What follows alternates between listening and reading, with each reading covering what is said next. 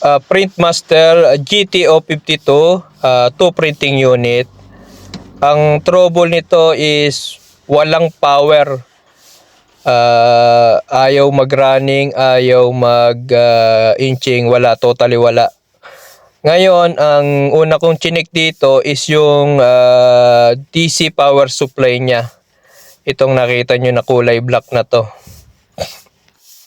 Ngayon, yung power supply na to na 24 volts BDC, may fuse yan. Yan, nakikita nyo na tinuturo ko. Yan yung fuse niyan.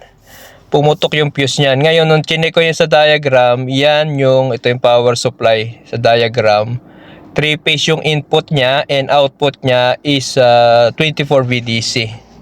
Ngayon, nung pinalitan ko yan ng fuse, ganun pa rin. Minsan nawawala pa rin yung supply niya. So, nung nalaman ko, lumuluwag pala yung fuse sa loob.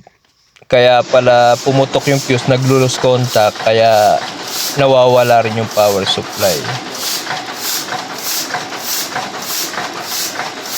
Yun lang mga master. Kung nagustuhan nyo ang video na ito, paki-follow, like and share na lang. Maraming salamat sa suporta. Maraming salamat.